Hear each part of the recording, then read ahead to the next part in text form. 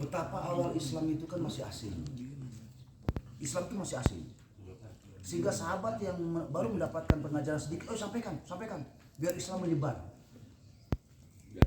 Adapun ketersinggungan misalnya beliau nih, ini saya berusaha mengambil dua sisi. Misalnya begini. Prinsip yang disampaikan teman-teman jamaah tabligh, balighu anni walau ayah. Sampaikanlah dariku ini walaupun satu ayat. Itu prinsip yang luar biasa Nabi terapkan kepada para sahabat. Itu luar biasa. Nih, misalnya ada sahabat baru masuk Islam, baru dia belajar sholat atau baru dia belajar apa. Udah dapat ilmunya ya, walaupun dikit, udah kamu sana. Sekarang zaman Nabi itu Islam sedang bersaing dengan Yahudi dan Nasrani. Kasarnya gitu ya. Sedang bersaing. Sehingga bagaimanapun lu punya modal dikit, ayo sebarin biar Islam menyebar banyak. Nah, problematika terjadi misalnya dengan beliau nih atau siapapun, dalam tanda kutip ada sedikit ketersinggungan. Misalnya gini, loh, baru kemarin sore kasarnya gitu, mungkin salah bidik, mungkin ya. Balighu anni walau ayah, ketika itu disampaikan kepada orang yang nggak pernah ke masjid, ya kau kagak ngerti ilmu, cocok nih, cocok nih. Sama bidiknya itu mungkin ya, cocok nih. Memang harusnya seperti itu, Dan kita pun kalau bicara prinsip tadi, ya memang harus seperti itu. Kita pun seperti itu. Cuman sampailah kepada problem sosial misalnya ya. Ini kan kebanyakan teman-teman jamaah tabligh itu kan bertamu, biasa seminggu, 30 hari, 40 hari sampai 3 bulan ya. Ada masa 3 bulan paling lama. Ya seumur hidup ada. Iya maksudnya yang bulan, step-step gitu ya. Itu kan misalnya belum mengenal Medan. Lah kalau zaman Nabi mah danta Medannya masih banyak kekafiran gitu ya. Sehingga ini perlu disampaikan. Walaupun dikit nih, lu baru dikit apa kan kalau bahasa Nabi nih. Kamu udah baru belajar bab ini nih, tolong sampaikan, sebarkan. Biar Islam tuh merata. Sekarang Islam merata, cuman malasnya juga merata gitu ya. Kan maksudnya gitu ya. Nah, problematikanya adalah balighu anni walau ayah itu sangat berlaku manakala memang tadi. Misalnya kalau problem sosial nih, ini di satu wilayah, ini masjid ada. Tapi kok kosong bahaya kan gitu ya. Kok kosong bahaya. Hadirlah teman-teman jamaah tabligh. Tentu saya juga pernah didatangi ketika masih jadi ketua DKM, pernah didatangi oleh jamaah tabligh. Itu yang saya suka dengan cara mereka misalnya. Mereka izin, mohon maaf Ustaz, bener Ustaz sebagai ketua DKM, oh iya betul. Ada apa ya? Dia mohon izinnya, kami tuh mau dakwah, maksudnya gitu kan. Sekalian silaturahim selama seminggu. Bila diizinkan kami berkenan, ya saya izinkan. Lah malah utusan itu sempat kaget. Bener Pak Ustaz di sini, saya izinkan. Emang kenapa Pak? Kebetulan saya orang baru di perumahan itu. Ya, baru berapa bulan jadi wakil DKM, baru berapa bulan jadi ketua DKM. Baru jadi berapa bulan wakil, ketuanya pindah, saya langsung ketua DKM. Mereka ngomong begini, ya sebelumnya kita nggak pernah diizinin, begitu. Lah, kenapa? Kok nggak diizinin? Ya ada yang beralasan kami dianggap Wahabi lah begitu. Wah, saya geli juga dengan dianggap Wahabi, jauh kemana-mana gitu. Mungkin casingnya kali ya. Kadang masyarakat awam kan terjebak casing. Problem kedua ya mungkin karena oknum atau apa, kami kan bawa tempat masak segala macam mungkin kurang kebersihan. Oh yaudah. Bagi saya pribadi, untuk tuduhan orang awam atas dasar kewahabian itu mah gampang lah, nanti saya klarifikasi ke jamaah. Nah untuk masalah kebersihan kedisiplinan itu mah person masing-masing untuk menjaga kebersihan. Nah kata mereka, ya udah Pak Ustaz kalau gitu, karena sebelumnya kami selalu ditolak di masjid ini. Ya kalau berkenan nanti habis maghrib, ya kalau berkenan ya nanti sampaikan ke jamaah atas kedatangan kami. Ya saya maklum, ini maksudnya adalah tolong klarifikasi tuduhan-tuduhan yang aneh itu. Akhirnya saya ketika habis maghrib, habis zikir, habis doa, saya ngadep ke jamaah. Ya setelah salam, kemudian saya sampaikan kepada jamaah, kita punya tamu, mari kita sambut. Dan prasangka tentang tuduhan keji kewahabian, saya waktu itu kencang di mic tentang prasangka tuduhan kewahabian terhadap teman-teman jamaah tabligh, tolong hapuskan. Saya gituin Pak. Kalaulah misalnya orang awam menganggap bahwa jamaah tabligh itu seperti wahabi, ya wajar, casingnya mirip. Dia berjubah, berjenggot, cingkrang lah bahasanya gitu ya. Tapi tolong nih, saya ngasih ilmu dasar sama jamaah sekalian. Saya ngasih ilmu dasar untuk membedakan antara Wahabi dan jamaah tabligh. Saya waktu itu ngomong begitu. Saya ngasih ilmu dasar untuk membedakan, sepintas orang awam juga paham mana jamaah tabligh, mana Wahabi. Saya gitu. Apa ilmu dasarnya? Pertama, yang paling utama ini, perhatikan raut mukanya. Saya gituin Pak. Bila mana bapak-bapak curiga dengan casing, ini ada orang baru datang, perhatikan. Atau bila perlu kita sapa, kita ajak. Kalau kemudian terpancar di wajahnya senyuman dan ramah, nah itu berarti jamaah tabligh.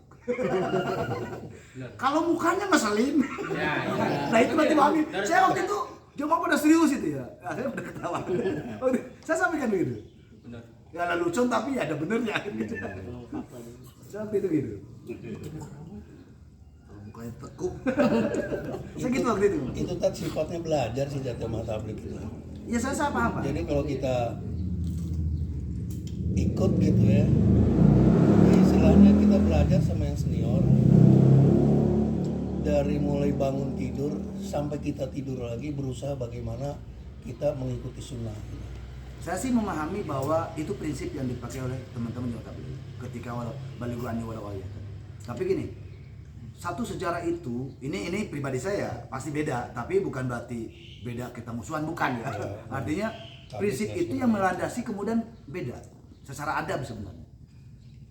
Balighu anni walau ayat itu jelas Nabi itu menjadi, kalau bahasa sekarang itu moto hidup Nabi itu balighu anni walau ayat. Karena waktu itu Islam agama baru, sedang bersaing dengan Yahudi dan Nasrani. Gimana caranya Islam itu besar dan masyhur? Lo punya ilmu dikit, sebarin gitu. Nah, problematika misalnya begini. Nah, kalau kayak saya orang pesantren misalnya, saya datang di suatu tempat, saya akan lihat, saya ngukur diri gitu ya. Ini ada tokoh yang sekiranya lebih alim dari saya nggak bakal berani balighu anni walau ayat itu, nggak berani. Bukan kemudian membantah perintah Nabi, bukan. Berkaitan dengan bagaimana akhlakul karimah aja. Toh misalnya teman-teman jamaah tabligh membantah begini, itu kan perintah Nabi. Misalnya ini ya, berarti tidak mengamalkan. Bukan masalah itu perintah Nabi kita tidak mengamalkan, tidak. Pertanggungjawaban terbesar ada di orang yang lebih paham dari kita. Kecuali misalnya kita punya misi, izin. Kayak teman-teman jamaah tabligh izin. Diizinkan ya silakan. Kalau nggak diizinkan ya jangan. Ya artinya itu wilayah adab saja. Dan prinsip balighu anni walau ayat itu sangat tepat misalnya sebagaimana masa Nabi di dalam kejahilian, atau misalnya katakanlah yang saya satu sisi positif dari jamaah tabligh misalnya begini. Ada suatu wilayah, saya sepakat misalnya suatu wilayah, ada orang yang ngerti tapi diem baik misalnya. Misalnya orang ngertinya diem baik. Bisa jadi diem ke bukan berarti cuek. Udah pernah, tapi ya Nabi juga kalau udah pernah berapa kali tinggalkan. Tapi kalau sama orang baru mah, katakan aja jamaah tabligh kan baru nih, lebih tersentuh karena punya metode sendiri, gitu kan ya. Ya artinya rasa husnudzon tadi ya tetap dikedepankan. Saya tidak berani misalnya baru datang ke satu wilayah, kayaknya ada tokoh nih, kecuali saya pendekatan dengan beliau, ya syukur beliau lebih alim dari saya menimba ilmu dari beliau, atau mungkin saya punya sedikit ilmu yang kebetulan di beliau tidak ada, saya pingin dakwah di sini, ayo mau ke bareng-bareng, mungkin itu prinsipnya. Jadi problem sosialnya adalah balighu anni walau ayat tadi di wilayah apa ya? Akhlak saja sebenarnya. Di wilayah akhlak saja. Kalau tadi balighu anni walau ayat disampaikan kepada orang yang nggak pernah ke masjid misalnya, emang dasar bodohnya, itu tepat sekali. Ini misalnya karena ini teman-teman jamaah tabligh itu datang ke satu wilayah, kan kurang sosial, nggak tahu situasi kondisi, tahu-tahu nih beliau didatangi, udah tahu beliau imam masjid, misalnya gitu ya, misalnya, Pak, ayo mari kita ramaikan masjid, atau beliau belum, apaan saya tiap hari, misalnya itu misalnya. Jadi mereka begini, Tat. Kalau dia menyampaikan, ya di samping untuk yang disampaikan, dia kembali lagi memantulkan untuk dirinya sendiri gitu. Jadi setelah disampaikan, udah bukan tugas kita lagi gitu.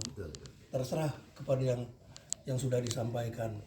Dan apa yang disampaikan oleh dia sendiri, sebenarnya untuk dia sendiri, memantul pada diri sendiri. Betul. Itulah jamaah tabligh itu seperti itu. Betul. Jadi bicara timbal balik kebajikan itu memang perlu. Cuman kalau saya tadi apa ya, adabiah aja kalau saya. Kayak saya tidak berani. Ilok misalnya nih, saya nih misalnya jamaah tabligh gitu. Katakanlah saya mau udah misalnya saya mau udah alim kok, mondok sekian tahun, saya jamaah tabligh misalnya. Tapi saya bayangin saya datang sudah. Saya mah pede orang, saya misalnya pede orang. Saya mau kita menguasai, tapi itu saya mikir jangan-jangan ada yang lebih alim di gitu lah. Tapi nggak seperti itu, nggak seperti misal dia jalan sendiri, dia datang ke masjid, dia juga minta pendamping dari orang masjid itu sendiri. Itu yang jadi dibimbing gitu. Dia nggak jalan sendiri kalau datang kayak gitu ke mungkin masjid. ceritanya lain. Itu personal terus ya. Iya emang nggak seperti itu emang. Kalau tadi kalau apa ya bahasanya? Kalau alurnya begini itu bagus. Itu mungkin ada oknum yang kurang paham. Ada yang praktek mungkin. Emang seperti itu. Emang kita ke masjid, terus nanti dari orang masjid itu sendiri kan ya mereka yang tahu medan itu kan orang masjid. Jadi salah satu ada yang mendampingi ini misalnya ustadz ini dikasih tahu sama orang masjid itu sendiri. Kalau tamu jamaah tabligh sendiri kan tamu dia nggak tahu. Jadi orang masjid itu yang mendampingi gitu. Ini ustadz misalnya ini guru dikasih tahu sama dia. Contohnya kayak yang suka di sini juga seperti itu, didampingi sama yang tahu sama tokoh yang di sini ya. Iya gitu. Jadi etikanya seperti itu. Jadi nggak tiba-tiba dia datang terus daunnya enggak. Ya mungkin kalaupun tuh yang diceritakan tadi mungkin ada pernah kejadian yang harusnya memang begitu alurnya, harusnya begitu. Karena yang saya bilang tadi, saya punya prinsip yang mendasar berbeda dengan teman-teman jamaah tabligh. Ada hal yang saya mudah dengan membantahnya gitu ya. Tapi karena jasa dan cara dakwahnya yang luar biasa, saya nggak berani ngotak-ngatik. Saya punya misalnya begini. Sejarah jamaah tabligh di Indonesia. Temboro itu kan pondok pesantren besar. Dan itu poros keilmuan jamaah tabligh itu Temboro. Iya Pak ya? Nah, baru dia mau disentil. Ini ada tamu. Ada tamu, Pak. Waalaikumsalam. Tapi kita di sini di Indonesia udah terpecah dua kan. Iya Pak. Jamaah tabligh itu udah terpecah dua. Yang di Indonesia gitu, ke Indonesia. Ada dulu kan cuma dari Kebun Jeruk. Jadi pusatnya di Kebun Jeruk. Dulu untuk markasnya di. Sekarang udah ada dua terpisah. Satu Kebun Jeruk, satu Sunter. Gitu. Jadi dua, Ancol. Temboro itu poros keilmuan jamaah tabligh, Temboro. Artinya orang-orang alimnya jamaah tabligh itu ya banyak keluaran dari sana. Saya punya beberapa teman alumni Temboro itu ya alim-alim. Dan ya kalau saya membaca sejarah Temboro sendiri, ya itu tadinya bagian NU Tulen tadinya. Cuma mungkin keresahan itu, keresahan yang kemudian orang NU kadang terlalu cuek dengan umat misalnya, sehingga membuatlah afiliasi Jamaah Tabligh. Walaupun ada unsur politik lah, tapi itu mah kadang kalau politik udah jadi gak enak. Oke lah, ada prinsip-prinsip yang secara metodologi dakwah saya pribadi angkat tangan, nggak berdaya lah, karena emang saya nggak bisa dengan metodologi Jamaah Tabligh yang luar biasa. Orang nggak pernah ke masjid bisa mau sholat, itu nggak mudah itu satu hal yang saya apresiasi lah. Walaupun tadi ada beberapa prinsip yang ya tidak perlu sih perbedaan itu, cuman ada hal yang menjadikan memang kita itu titik perbedaan yang menjadikan kayak tadi misalnya yang kita bahas, ya tidak perlu diperuncing. Karena saya punya prinsip begini, kemudian Jamaah Tabligh punya, ya monggo. Yang penting tadi yang selama ini saya sampaikan kepada jamaah, saya waktu itu mengangkat citra Jamaah Tabligh ya dengan ekspresi raut muka tadi, bahwa dalam tanda kutip gini, sesongong-songongnya Jamaah Tabligh itu beliau itu murah senyum itu aja. Kasarnya begitu. Makanya saya bilang begitu ke jamaah, udah paling mudah lah. Bapak curiga dengan casing mereka, takut Wahabi, lihat aja. Kurang yakin, ajak dialog. Kalau perbedaan telaknya ya tadi, mereka murah senyum, santun. Nah kan jamaah orang Wahabi juga kadang murah senyum, beda Pak. Kalau Jamaah Tabligh itu senyumnya tuh tulus, kalau yang ono mah maksa gitu. Saya buat lelucon begitu. Tapi lelucon saya ilmiah kalau harus kemudian dipertanggungjawabkan. Kenapa? Karena kenapa mereka pun seandainya mau tersenyum tapi nampak tidak tulus? Karena sudah tertanam di hati mereka tuduhan-tuduhan keji kepada kita sebagai ahli bid'ah. Kalau kita mau jujur ya, murni dalam keseharian, betapa jauh mereka dari senyum dengan kita. Kalaupun toh pada akhirnya kita ajak dialog ada senyumnya, mohon maaf, bagi saya tidak ada ketulusan. Karena apa? Sudah tertanam di hati mereka tuduhan-tuduhan keji kepada kita. Masa malin neraka harus baik-baikan? Kasarnya begitu. Kalaupun toh nampak senyum baik-baikan ya karena nggak enak aja sosial. Tapi akidah Islamiahnya jelas mereka ngata-ngatain kita juga sebagai neraka. Usilnya. Kelompok usil. Beda dengan Jamaah Tabligh misalnya. Jamaah Tabligh dari awal sudah didoktrin bahwa berbeda itu hal yang biasa. Berbeda itu hal yang niscaya. Gitu Pak ya? Bukan sesuatu yang prinsip, berbeda itu. Karena dianggap induknya sunnah, sebagaimana induk anak hayam, walaupun dari yang 73 pasti beda-beda kan? Beda-beda, itu kerangkul semua. Jadi emang bicara sunnah sekalipun loh, kan Nabi banyak sunnahnya yang karena induknya sunnah itu beda-beda. Ada yang menyatakan sunnah, ada yang menyatakan sunnah muakkadah, bahkan ada yang berani menyatakan tidak sunnah. Lu coba bayangin. Salat qobliyah maghrib, ada yang menyatakan sunnah, ada yang menyatakan tidak sunnah. Salat qobliyah Jumat, ada yang menyatakan sunnah, ada yang tidak menyatakan sunnah. Nah ini problem ikhtilaf, problem perbedaan hukum inilah yang menjadikan kalau kita menerima misalnya, ya kita berdamai. Tapi ketika mereka dengan doktrinasi kebenaran tunggal, di luar gua salah, begitu jadinya. Di luar gua salah. Ini kan prinsip kebenaran tunggal yang tidak boleh. Yang sangat dianjurkan adalah bagaimana para sahabat diajarkan oleh Nabi menerima perbedaan. Padahal Nabi udah banyak yang mengajarkan perbedaan itu harus diterima. Banyak zaman Nabi para sahabat konflik gara-gara baca Quran yang berbeda. Tapi dadakan pada Nabi lo benar semua. Jadi banyak zaman Nabi itu, cuman di kemudian hari ada oknum yang maksa bahwa kebenaran syariat itu tunggal. Nah lucu lah. Kok kebenaran nggak ada syariat itu nggak ada kebenaran tunggal.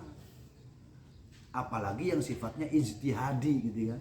Tidak ada syariat kebenaran tunggal itu. Kecuali ibadah mahdoh itu tunggal. Di ibadah mahdoh aja yang kebenaran tuh, maksudnya ibadah mahdoh itu kayak sholat. Itu udah jelas, udah mutlak tunggal kebenarannya. Bahwa zuhur 4 rakaat, nggak ada yang berpendapat 3 atau. Tapi cara sholatnya itu udah beda. Nah, lebah caranya ini kan berbeda-beda. Ya, dalam berbeda ini itu namanya ikhtilaf yang zaman Nabi aja udah ada yang model dulu. Artinya di zaman Nabi juga udah ada. Misalnya ada sahabat meriwayatkan kunut subuh. Sahabat yang lain meriwayatkan tidak ada kunut subuh. Lah, sekarang begini deh. Tega kita menuduh salah satu di antaranya berdusta. Kurang ajar sekali kita. Misalnya saya pribadi nih yang bermadzhab Syafi'i kunut, saya tidak akan menyalahkan teman-teman Muhammadiyah yang kebetulan tidak berkunut, enggak. Ya enggak boleh, memang enggak boleh menyalahkan. Ya karena ada sahabat yang menyatakan Nabi berkunut, ada sahabat yang menyatakan Nabi tidak berkunut. Sekarang kita berpikir, tega kita menuduh salah satu di antara keduanya berdusta. Kurang ajar sekali kita nuduh sahabat Nabi. Maka para ulama menjaga husnudzon. Bekas negara Ustaz. Oh, Beda loh. Mana nih? Pos 2. Ada tamu, Pak. Bekas negara. Ayo mulai alasannya. sehingga para ulama itu mengajarkan adab begini. Tadi kan, apakah tega kita menuduh sahabat salah satunya berdusta? Tentu tidak lah. Lalu kenapa kita memilih salah satunya? Ya memilih itu harus, tapi tanpa menyalahkan yang lain. Maka prinsipnya adalah para ulama itu menelisik hadis ini, sejarah hadisnya bagaimana. Maka ketemulah riwayat rijal hadis bahwa ternyata para sahabat yang meriwayatkan subuh ada kunutnya, lebah Nabi sedang sholat subuh berkunut. Suatu kali ada hadis sahabat meriwayatkan Nabi tidak berkunut. Suatu kali Nabi sholat di tempat yang lain, beliau tidak berkunut. Dan lebah tidak berkunut inilah subuhnya ada sahabat meriwayatkan.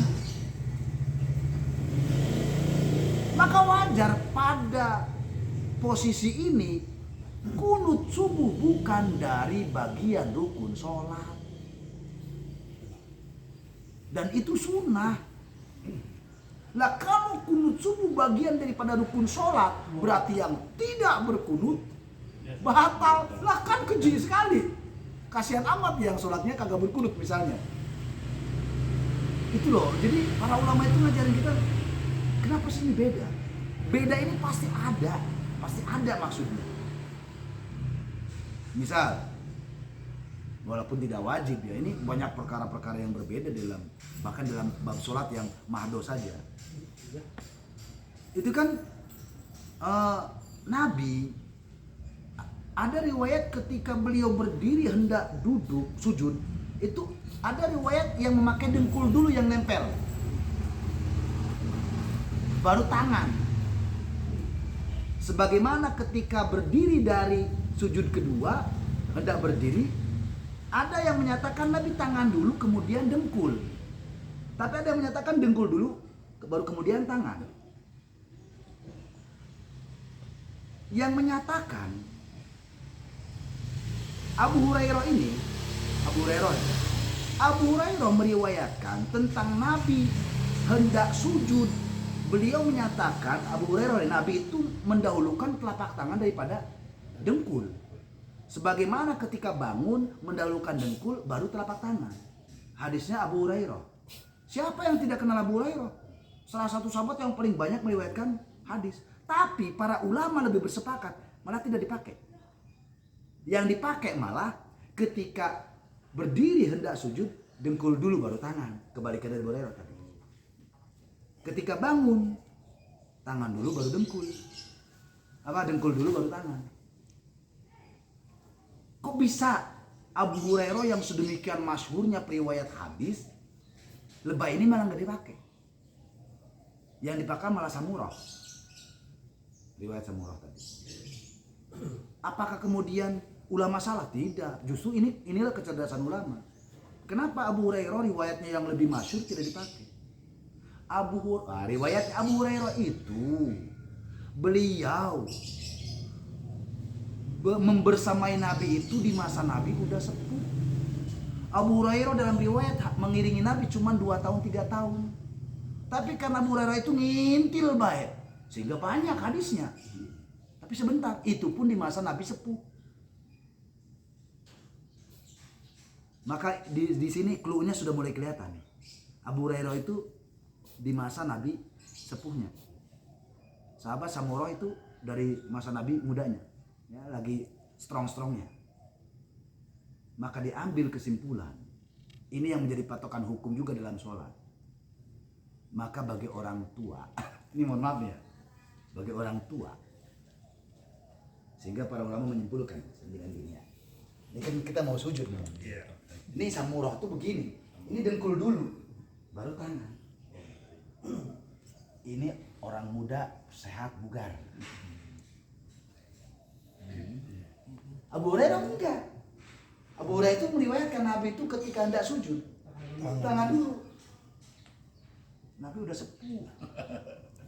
Topeng dong. Gitu.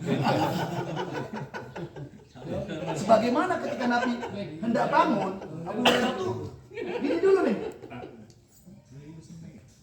Dengkul dulu. Supaya tangan menyangga udah sepuh. Samurah enggak, ketika dia bangun kuat tuh. Jadi justru lebah ini Abu Hurairah dikalahkan dengan Samurah. Padahal Abu Hurairah paling masyhur perawi hadis. Artinya ya tidak menjamin juga lah Abu Hurairah di dalam kedudukan hukum ini. Sekarang kan kalau kita mengambil hukum keumuman adalah bagaimana hukum normal. Mohon maaf, normalnya sehat. Ya normalnya sehat, ya tadi begitu. Sementara Abu duduk aja sholat bisa. Iya. Ini maksudnya yang sedang membedakan ya. Ya mau yang manapun tadi tetap sah. Mau yang manapun tadi tetap sah. Tidak ada yang salah mau yang manapun, mau yang Samurah kayak mau. Cuman para ulama lebih Samurah daripada Abu Hurairah. Ini kan di sini aja kita kalau ini pentingnya ngaji. Kok bisa Abu Hurairah kan kurang apa? Kan gitu sih. Orang yang gampang begitu kan. Abu Hurairah dikalahkan. Karena Abu Hurairah sahabat yang paling banyak meriwayatkan hadis Nabi. Kok Abu Hurairah dikalahkan? Itu alasannya. Abu Hurairah itu membersamai Nabi di masa sepuhnya Nabi. Sebentar itu, guys. Kenapa banyak yang ngintil bahaya Abu Hurairah mah emang dia mengebujang seumur hidup.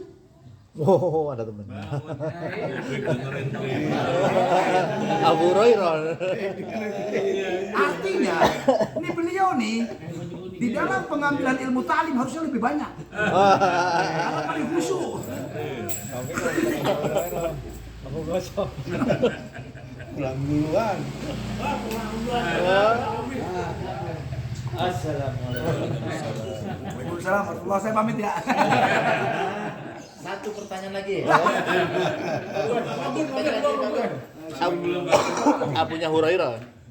Orang Bakun belum nanya, Bakun. Sekarang kamu yang lain, nanya. Dia dari tadi pingin nanya, takut keduluan. Sekarang Bakun nanya nih. Perasaan Pak Ustadz dan saya ini mengenai akekah. Perasaan nih. Akekah. Pasti. Saya nih dari kecil nih belum pernah diakekah. Karena boro-boro mau diakekah hidup juga susah. Susah ya. Nah, itu hukumnya apa? Dan kedua, setiap bayi dikasih nama sama orang tuanya itu mempengaruhi enggak nama bayi itu? Ada kan nih anak sakit-sakit dulu namanya terlalu panjang kali, mungkin Keberatan nama. dirubah dari ini dan ini. Nah, itu terima kasih. Keberatan nama. Bagus nih. Pertanyaan terakhirnya bagus tadi, masalah nama. Kalau masalah akikah kan sudah kemarin tuntas ya. Tahapan-tahapannya. Besok Artinya penonton Bakun. si anak ketika belum akil balik maka tanggung jawabnya orang tua. Ketika si anak udah akil balik, kita pada dewasa dah. Kan belum kayaknya mah emang mayoritas belum pada diakekain dah. Zaman dulu mah boro-boro pada zaman susah. Maka akikah itu dikembalikan kepada si anak tadi. Udah gede, udah dewasa, udah bisa nyari duit sendiri. Dan ini pernah dipraktekkan oleh Nabi. Nabi pernah mengakikah diri beliau ketika beliau diangkat menjadi Nabi 40 tahun. Padahal dalam riwayat beliau itu pernah diakikai oleh Abdul Muthalib, kakeknya. Bahkan sama unta lagi nyembelihnya. Nah, masalah nama, apakah berpengaruh? Tetap secara psikologis berpengaruh. Berpengaruh sebagai motivasi, berpengaruh sebagai doa. Mohon maaf misalnya, kita berasa dah sekarang nih, walaupun lelucon ejekan anak-anak ya. Misalnya anak bocah namanya aneh jelek pula. Itu jadi lelucon, jadi nggak enak. Si bocah terpuruk jiwanya. Misalnya namanya siapa gitu ya. Anam bagus. Jahanam ya. Oh, Jahanam. Jahanam. Nah, dan Nabi itu pernah mengganti nama. Itu pernah Nabi itu. Ini alasan mengganti nama gitu. Pernah mengganti nama sahabat lah. Nah, orang kita mengganti nama berkaitan dengan karena sakit-sakitan segala macam gitu ya. Tapi itu diperbolehkan. Tapi ini yang patut kita waspadai. Ini pentingnya ngaji itu bahwa orang awam itu kadang saking pendeknya akal apa-apa disangkut pautin sehingga mengabaikan akidah. Apapun perubahan itu sifatnya ikhtiar. Jangan mengabaikan takdir. Nah, kita misalnya kerja. Ya kan kerja ikhtiar. Takdirnya mah ya udah ada. Masalah pemberian nama atau masalah pergantian nama itu kan ikhtiar. Jangan kemudian wajib ganti nama. Ya nggak wajib sih, cuma ikhtiar. Kemudian pemberian nama sebaik-baik lah kan kemarin Bismin yuqarinuha. Jadi berilah nama yang berkesesuaian. Maka kata Nabi itu nama itu mengandung doa. Dikasih nama yang baik lah. Sampai kemudian orang-orang kafir Quraisy itu ketika mau menyebut nama Nabi itu mereka tuh bingung dan gak berdaya. Orang-orang kafir Quraisy kan suka ngejek Nabi. Sampai-sampai kafir Quraisy itu kalau misalnya mau nanyain kabar Nabi ke orang lain, si Anu ada nggak? Nggak mau nyebut nama Muhammad. Itu yang tukang bohong, Muhammad ada nggak? Misalnya mereka ngomong gitu. Ya lucu aja, Muhammad itu artinya orang yang terpuji. Oh, masa orang terpuji bohong? Ya ini bayangkan ini bahasa Arab nih ya. Kan lucu nih ngomong bahasa Arab nih kita. Si pembohong Muhammad mana? Bayangin ini berbahasa Arab nih ya. Si pembohong Muhammad mana ya? Muhammad itu terpuji. Masa terpuji berbohong? Orang kafir Quraisy tuh bingung. Ketika hendak ngejek nanya Nabi aja, si Anu nggak mau nyebut nama itu. Ya karena ngatain pendusta, ngatain aneh-aneh. Muhammad yang pendusta. Masa pendusta yang maha terpuji? Ini kan lucu. Itu orang-orang kafir Quraisy itu kadang bingung untuk mereka segan, malas nyebut nama Nabi Muhammad karena beriringan dengan tuduhan-tuduhan. Tapi tuduhan-tuduhan tadi terbantah sendiri oleh nama yang terpuji kok berdusta. Ini. Oh, perempuan Siti ya. Nah, Siti itu orang Jawa lah. Tapi bukan wanita yang dimuliakan itu kan artinya. Itu Jawa. Siti itu Jawa. Kalau Arabnya tuh Sayyidah. Nah, ini ngomong-ngomong tadi bagus, Siti itu Jawa. Sebagai kehormatan terhadap kemuliaan perempuan itu Siti. Makanya istri-istri Nabi, putri Nabi, kita kan saking menghormatinya pakai apa? Siti Aisyah itu kan ya? Iya. Kiai-kiai ngajarin, nggak nyebut Aisyah, Siti Aisyah, Siti Fatimah, Siti Khadijah. Itu diambil dari bahasa Arab Sayyidah. Di Siti itu Sayyidah. Kalau laki-lakinya Sayyid. Nyampe Indonesia jadinya apa? Sidi. Ya, Sidi. Padahal antara P sama D doang bedanya. Kalau perempuan Siti, laki-laki Sidi. Sidi itu Jokowi, Pak. Belum.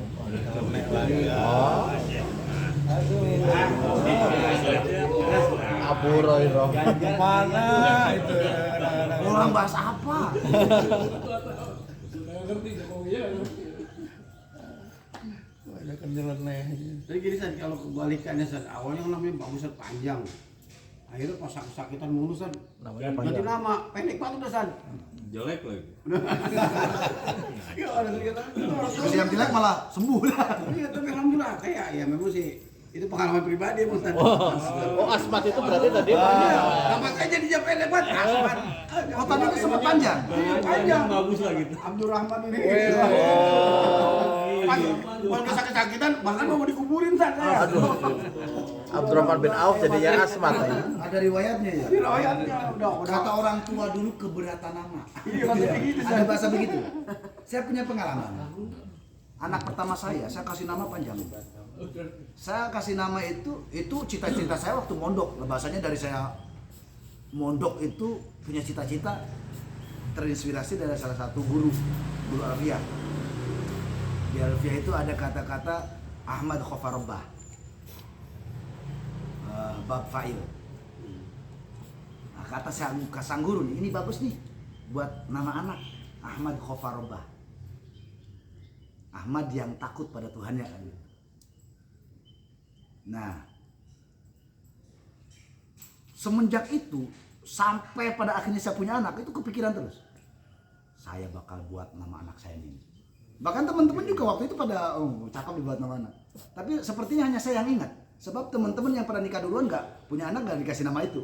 Berarti emang takdirnya buat nama anak saya. Akhirnya ketika lahir anak laki saya pertama itu Ahmadnya saya ganti Muhammad Khofarobah. Domirnya saya buang, artinya Ahmad Khofarobahu gitu kan. Saya kasih nama Muhammad Khofarobah Bahri. Bukan Tuhan Bahri, bukan. Tuhannya Bahri. Tuhannya Muhammad, Tuhannya Ibrahim, Tuhannya maksudnya gitu. Lalu itu diprotes keluarga besar itu. Kepanjangan, keberatan. Muhammad Khofarobah Bahri. Berat banyak banget. Keberatan, takut bocahnya sawan sakit-sakitan. Ya pada akhirnya kembali kepada keyakinan. Ya tadi kadang mohon maaf, sugesti yang telah menggiring kita sesuatu yang terjadi baik atau buruk. Sugesti itu bahaya. Maka bersugestilah yang baik-baik. Kenapa sugesti itu mempengaruhi? Lah kan dalam hadis qudsi Allah berfirman, aku akan mengikuti apa yang menjadi prasangka hambaku. Lah kalau kita sugestinya jelek, ya dikasih jelek. Orang Allah yang ngomong kok. Jadi maksudnya sering-sering husnudzon gitu loh. Aku akan mengikuti sangkaan hambaku. Itu kata Allah. Lah kalau kita sudzon ya jelek jadinya. Jadi itu berkaitan dengan nama. Ya monggo misalnya mau ganti. Tapi sebagai ikhtiar, bukan sebagai sebuah keyakinan. Kalau sebagai sebuah keyakinan ya bahaya dalam itu menggadaikan akidah. Semenjak saya ganti nama, ya Allah yang menghendaki itu sembuh gitu aja. Karena dalam hal akidah itu kita bahaya untuk yang berkata-kata, berkeyakinan itu sangat membahayakan. Dalam keyakinan itu nggak boleh. Wah, ya. Makanya istilah tadi syirik atau apa gitu. Syirik itu selama ini kan orang terjebak kepada perkara-perkara gaib. Ya tidaklah, dalam ilmu tauhid kesyirikan itu berlaku pada perkara-perkara zahir. Misalnya saya minum bodrek sembuh, nah itu udah syirik itu. Bodrek dari kecil. Iya, udah syirik besar Pak. Udah syirik besar. Udah syirik besar. Saya minum bodrek sembuh. Orang tidak berasa mengucap begitu telah menggadaikan akidah. Orang selama ini terjebak kalau syirik itu perkara-perkara gaib. Karena Menyembah kerislah atau apa. Karena dunia mistis. Padahal kemusyrikan itu menyentuh bukan perkara gaib, juga perkara zahir. Kenapa? Tadi saya minum bodrek sembuh. Lah orang yang punya iman itu nggak boleh ngomong begitu. Seakan-akan bodrek lah yang telah menentukan dia sembuh. Lah itu bahaya itu. Makanya kita diajarkan ketika mencapai sebuah keberhasilan, alhamdulillah. Boleh nyebut bodrek, boleh. Alhamdulillah saya minum bodrek sembuh. Itu boleh tuh. Karena telah diiringi oleh asma Allah. Ya, makanya ini hal sepele tapi tuntunan ini bahaya maksudnya. Jadi iringilah pencapaianmu dengan asma Allah. Alhamdulillah saya bekerja dapat proyek dengan kerja keras saya lah, saya berhasil. Sirik lu. Karena kerja keras, saya mendapatkan harta yang melimpah. Banyak, bukan hanya lu yang kerja keras banting tulang yang gangsak baik. Lu kaya karena Allah gitu deh ya. Kalau orang bekerja keras banting tulang berkeringat jadi kaya, no kulit pada miskin baik. Ya artinya Allah yang menghendaki kamu kaya. Jadi orang yang beriman itu nggak boleh berkata-kata yang kemudian hatinya tidak menggantungkan kau, tuh nggak boleh. Maka tadi ada tuntunan, alhamdulillah proyek saya. Nah itu kan, perhatikan orang ketika menyertai asma Allah nampak ketawaduannya. Coba kalau tidak menyertai, kesombongannya nampak kan? Oh ini proyek saya kelihatan sombongnya tuh belagunya. Tapi ketika asma Allah yang mengiringi atas keberhasilan, itu ada ketawaduan yang terbersih itu ya, gitu. Sehingga akidah kita tuh aman. Jadi hati-hati, kemusyrikan itu tidak hanya menyentuh perkara-perkara yang berkaitan dengan gaib. Hal yang zahir saja, hal yang lahiriah aja bisa orang terjebak kemusyrikan. Karena menggantungkan sesuatu harapan bukan pada Allah. Nah tadi menggantungkan harapan sakit kepalanya pada bodrek doang. itu bahaya. Sama ini Tat, yang berhubungan dengan tadi itu kan. Saya kan pernah dengar bahwa iblis mencuri ayat-ayat Allah gitu. Itu yang dicuri kan pasti ayat-ayat Allah. Itu diperuntukkan untuk siapa ya? Apa untuk dirinya sendiri? Bukan ayat. Bukan ayat. Bukan. Bahasanya kabar. Kabar gini loh, yang kan Kabar dari langit. kabar langit rasanya ya. Jadi maksudnya itu ketentuan takdir. Itu kan yang berhak menyampaikan itu kan Jibril. Tugasnya. Jadi gini, maksud kenapa sih iblis begitu? Iblis tuh ngiri. Dalam riwayat dulu konon raja malaikat tuh bukan Jibril, tapi ya iblis itu. Iblis kan sebelumnya namanya Azazil. Azazil itu rajanya. Dikoreksi. Jadi Azazil itu sebenarnya jin yang diangkat sama Allah, dididik sama malaikat. Ya. Jadi pintar banget gitu. Ya. Tapi tetap itunya ketua malaikat Jibril. Dikoreksi. Enggak. Sebelum ke Jibril ya. Jadi jauh sebelum cinta manusia, ini ada golongan jin, Azazil tadi. Jin ini kan dianugerahi akal, tidak sebagaimana malaikat. Dia ada akal tanpa nafsu. Karena akal dan nafsu bersinergi itu sehingga Azal itu cerdas.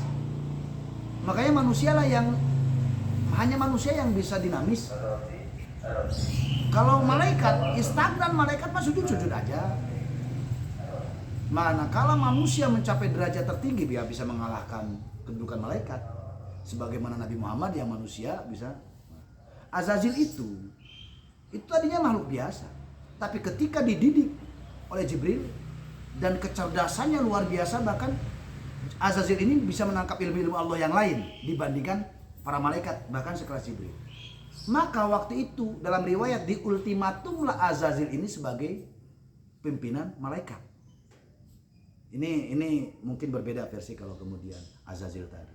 Nah, kedengkian Azazil ini karena kedurhakaannya, kemudian Jibril yang menjadi satu-satunya tonggak kemalaikatan, ini dia selalu penuh dengan kedengkian karena hanya malaikat Jibril yang diberi tugas menyampaikan kabar Allah, wahyu maksudnya. Maka kedengkian iblis inilah yang menjadikan dia ngiri untuk selalu diam-diam mencuri kabar. Nguping lah bahasanya. Ngintip. Nah maksudnya apa? Ini kedengkian sebenarnya. Ini kedengkian. Kalau bicara Azazil tadi kedengkian. Nah yang dimaksud mencuri itu bukan ayat, bukan. Tadi kan ayatnya buat siapa? Bukan. Hadis ini riwayat berkaitan dengan perdukunan awalnya ya. Berkaitan dengan perdukunan.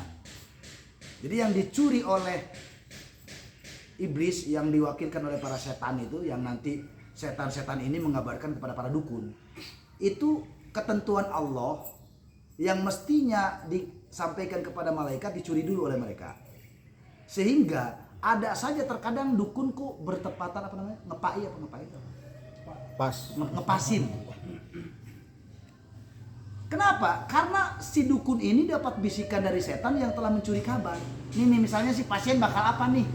Itu kan ada takdirnya si pasien bakal apa. Kok kebetulan si setan di antara berita yang dicuri ada benarnya. Sampaikanlah ke sang dukun dapat menyembuhkan, dan sang dukun itu ucapannya tepat sekali sehingga si pasien sembuh. Itu berita yang dicuri oleh setan, yang dibisikkan kepada para dukun. Sayangnya dalam riwayat setan itu setiap kali hendak mencuri kan oleh malaikat dipecut, dicambuk. Tapi ada yang berhasil, kebanyakan tidak. Sebagaimana dukun, ada yang berhasil, kebanyakan tidak. Cuman karena perdukunan itu bersifat magic, wow, banyak bohongnya masih banyak yang percaya. Itu kerjaan setan. Jadi dukun nih bohong 10 berhasil sekali. Karena sesuatu yang wow, yang sekali itu diyakini baik. Ini perbuatan setan. Perbuatan setan. Itu yang dimaksud mencuri berita itu ya. Ini Nabi meriwayatkan tentang perdukunan awal. Kenapa sih dukun ada yang sakti misalnya? Padahal mah saktinya mah sekali. Dapat ijazah dari setan misalnya. Dustanya mah berkali-kali. Cuman orang awam saking gobloknya, karena ini sesuatu yang mistis, yang magic, bohongnya 10 ke diabaikan. Karena pernah berhasil sekali, keren lagi misalnya. Itu berkaitan dengan berita gitu itu. Ustaz, berakhir. Perasaan kan berakhir. Ya mau ngomong Ustaz. Ustaz, ini yang disebut nama setan itu yang apa yang bilang ya? Apa itu setan tuh ya? Apa itu setan? Apa itu setan? Iblis. Apa itu?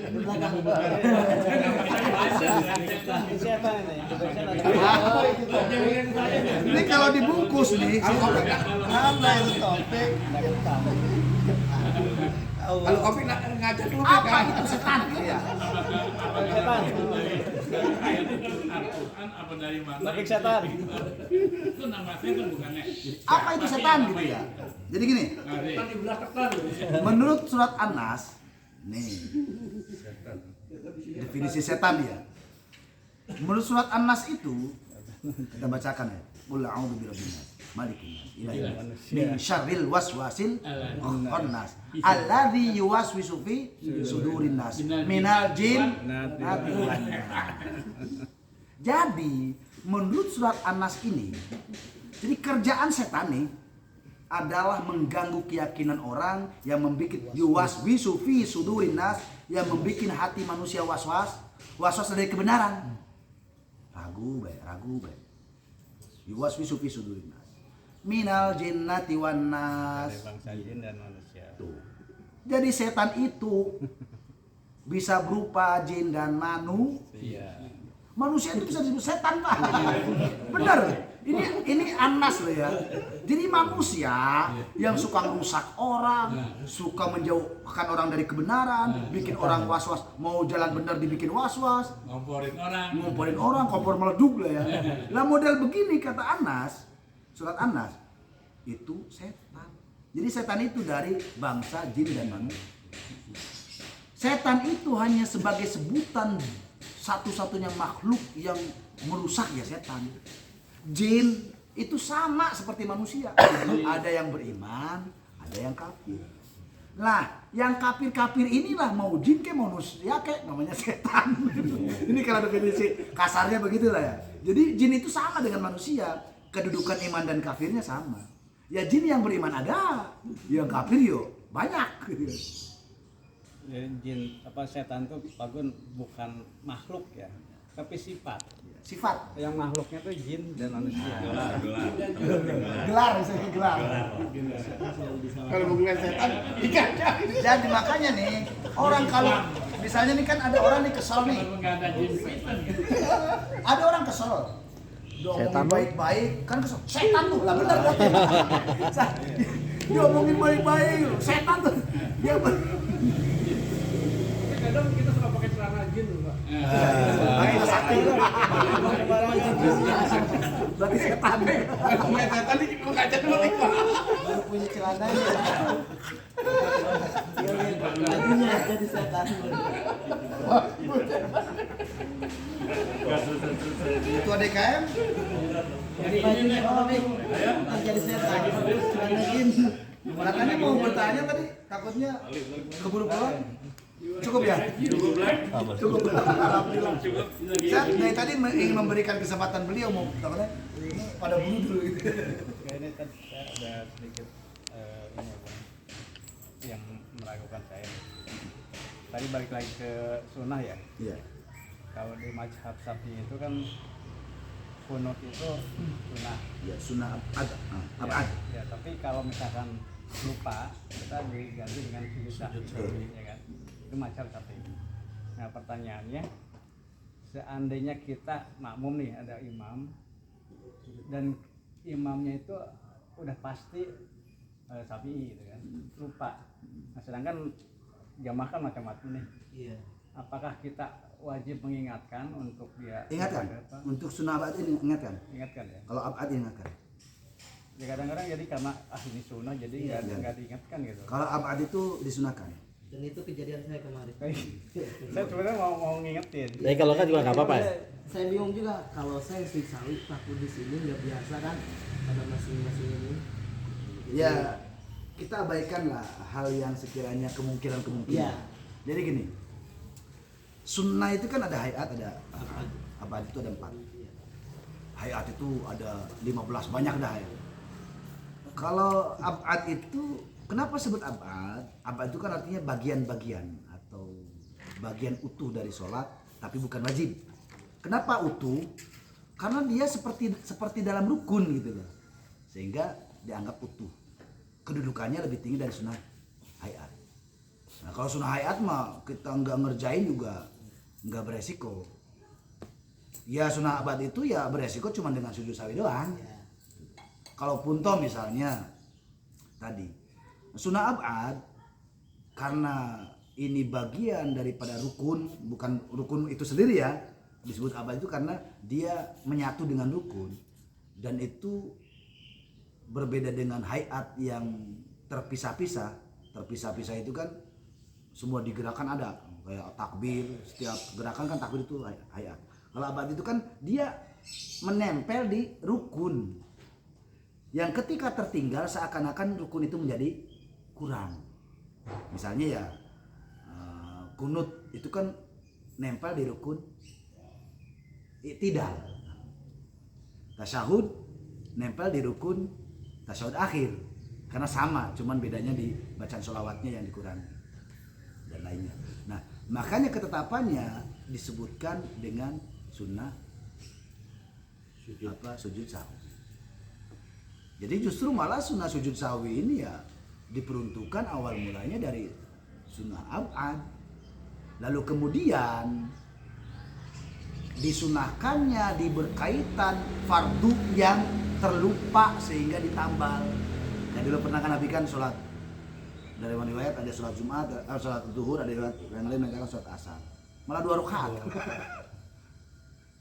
Sehingga diingatkan. Nah ketika diingatkan Nabi, ayo sholat lagi dah. Ketika sebelum salam Nabi sujud sahwi. Nah lalu bagaimana ketika tadi? Apakah ya sekarang begini aja, kita nggak usah dipusingkan. Laksanakan sekiranya kita ingat. Laksanakan ketika tidak ingat ya udah selesai. Misalnya nih, aduh saya tidak kunut nih. Ya udah nanti kan diganti sujud sahwi, tambahin. Lalu pas sujud sahwi juga lupa. Ya udah gitu loh. Ya udah. Jadi sujud sahwi itu bahasanya apa ya? Ya kalau bahasa kita tuh mau bilang denda nggak enak ya. Jadi kayak semacam denda lah gitu loh. Dam lah. Damnya dari abad yang tertinggal. Dan itu pun kan tidak wajib. Dan tidak membatalkan. Tapi makmum mengingatkan perlu. Mengingatkan perlu. Karena abad. Tapi dengan catatan tadi ya, imamnya itu udah pasti bahwa dia. Iya, kalau ya pasti sapi, kalau bukan sapi ya nggak boleh maksa dalam sholat. Udah tahu, misalnya imamnya dari Muhammadiyah, kita jadi makmum subuh nggak ada kunut, kita maksa subhanallah, ya ngajak ribut itu mah. Ya jangan, emang ya kitanya yang harus ikut. Ya ini misalnya gimana kalau kita jadi makmum, ini ya kita makmum nih kepada misalnya imam yang tidak berkunut. Ya jangan mentang-mentang kita Syafi'i kemudian imam salam kita sujud sahwi sendiri, ya nggak perlu. Nggak perlu, kecuali kita sebagai makmum masbuk. Dia makmum masbuk mah kita punya kepentingan pribadi karena imam udah selesai salam kita melanjutkan rakaat, kan kita udah selesai dengan imam. Nah kita punya tugas sendiri untuk kunut. Nah ketika si imam tidak berkunut ya kita jangan maksain kunut. Bahkan ketika dari awal kita sholat ya tidak perlu sujud sahwi. Jadi begitu. Topik hidayah. Kalau untuk tahiyat awal kan bedanya dengan apa? Sholawatnya. Tahiyat awal, cuman imamnya masih belum selesai, kita udah selesai duluan. Kalau kita lanjutin nggak apa-apa. Ya diam aja. Sholawatnya tadi kita lanjutin ya. Nggak perlu, diam aja. Karena ketentuan tasyahud awal itu berhenti di sholawat kepada Nabi doang. Bahkan kepada keluarga Nabi tidak. Allahumma sholli ala sayyidina Muhammad. Udah. Ya, maksudnya masih nunggu misalnya si imam tuh masih lama, kita lanjutin aja sholawatnya. Enggak perlu. Maksud saya nggak perlu juga bukan larangan. Ya mau sholawat ya silakan, nggak bikin batal ini. Maksudnya kalau harus ditanya bagaimana, ya nggak perlu, saya jawab gitu. Satu lagi. Terakhir mungkin Taruhan sebentar. Berkaitan dengan Imam Syafi'i lagi, mazhab Syafi'i, berkaitan dengan batal wudu ya. Kalau kita dengan istri bersentuhan batal. Tapi kalau berkaitan dengan kaitan misalkan mertua ya, Tidak. enggak. Bibi dari mertua dari istri. Bibi dari istri. Kan itu juga kan haram dinikahin ya? Iya, haram dinikahin. Nah, itu batal nggak? Tidak batal. Sama. Berarti yang hubungan dengan haram dinikahin nggak batal? Iya. Jadi pembatalan wudhu itu berlaku bagi orang yang halal kita nikahi. Istri kita kan halal. Setelah istri kita nikahin, mertua mah jadi haram. Maka ketika pengharaman itu dinikahi berarti tidak batal. Sama ibu, sama ade, sama ponakan, Termasuk mantu. bibi, mantu. Kecuali itu sudah terputus. Nah, mohon maaf kita udah cerai nih. Cerai nih. Nah, kalau udah cerai mah udah selesai. Suatu saat mau minakain ibunya misalnya. Kalau ibu mertua mah seumur hidup nggak boleh dinikahin. Ya kalau dalam perceraian atau tidak belum tersentuh tuh Ya kalau belum jima ya, maksudnya. berhubungan. Iya belum berhubungan. Itu masih Kalau udah berlaku. berhubungan semua Udah nggak selesai. boleh. Nggak boleh. Jadi ya itu singkatnya pembatalan wudhu itu adalah orang yang halal dinikahi berarti batal. Orang yang haram dinikahi berarti tidak batal. Itu aja. Mudah prinsipnya gitu aja. Ibu mertua nggak bikin batal, tapi istri bikin batal. Karena istri mah boleh dinikahi, mertua mah nggak boleh. Sebab apa ya? Sebab anaknya telah kita peristri. Sejak kapan itu berlaku sekarang? Apanya? Batalnya bersentuhan itu sejak kapan dia berlaku? Sejak akad nikah. Nah, si perempuannya itu. Iya. Sejak adanya akad. Sebelum makan bukan siapa-siapa. Kalau dengan orang lain gitu. Contohnya anak kecil gitu. Oh enggak. Kalau anak yang belum akil balik tidak. Jadi pembatalannya itu ketika sudah akil. Kalau kita menyentuh bocah perempuan anak ya nggak masalah. Perempuan maksudnya ya, Lawan jenis. lawan jenis maksudnya. Jadi kalau bicara berlakunya kapan ya? Berlakunya ketika akil balik. Umumnya kalau tadi pernikahan ya berlakunya setelah akad. Jadi kalau dia akil balik kan, kalau perempuan kan men Ustaz ya? Atau apa? Ya men. Iya, haid. Hal yang paling mudah. Kalau laki-laki mimpi basah. Nah ini ngomong-ngomong mimpi basah. Kita pernah Udah mimpi belum, Pik? Mimpi mulu nih. kita pernah penasaran ya. Di pondok itu kita kadang suka usil berkaitan dengan hukum. Kan sudah menjadi ketentuan kalau perempuan haid, ciri awal mula ke akil baligan. Ke laki-laki mimpi basah. Kan kita bertanya-tanya, lah bocah. Kan bocah polos tadinya ya. Mimpi basah dari mana gitu kan ya? Kalau orang dewasa mah kan mimpi basah karena sebelumnya menghayal kek, karena ngebayangin apa kek. Lah ini kan bocah. Maka jawabannya sepolos-polosnya bocah. Jadi Allah sudah ngasih ilham. Ketika Allah sudah menentukan dia punya syahwat, maka saat itulah Allah tunjukkan dengan cara mimpi basah.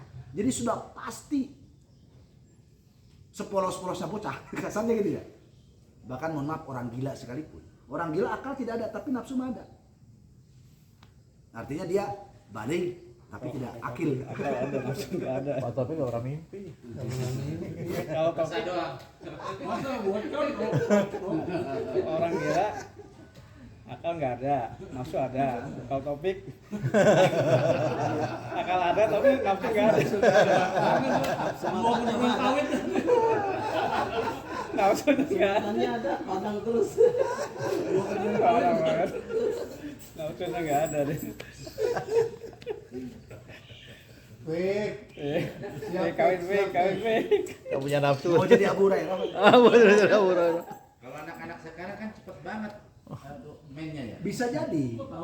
Jadi ini, nah, ini bagus nih. Ya anak ya tahu lah. Ini bagus juga. Jadi gini. Menjadi ledakan hukum sekarang. Ledakan hukum itu begini. Apakah ada korelasinya ke akil baligan anak di suatu zaman? Ternyata ada. Kalau tadi kan bicara zaman dulu lah misalnya. Kepolosan anak ketika sampainya akil balik Allah kasih ilham dia bersahwat. Itu kan alami. Sekarang banyak mau laki mau perempuan umur juga nggak seberapa mudah. Ternyata tadi efek media sosial, efek seperti itulah. Sehingga misalnya laki, jadi ketika Imam Syafi'i menyatakan perempuan rata-rata 9, laki-laki 15, itu dulu pada umum. Sekarang bisa jadi umur 12 gitu. Bocah laki udah mimpi basah. Karena tadi istilahnya Lingkungan. efek media sosial, efek Perkembangan pergaulan, Lingkungan. lingkungan. Pola makan. Yang nggak ada. Kalau pola makan sih itu mah buat orang dewasa kayaknya. Kalau pola makan habis makan kambing, kambuh gitu ya. Mah. Kalau Pak Taufik pas sehat nggak punya penyakit mah ya. Topik tidak kena efek. Nggak punya penyakit mah ya. Udah kita padang mulu. Di jam 7 lewat ya terus. Padang mulu. Mohon maaf kita kudu pamit.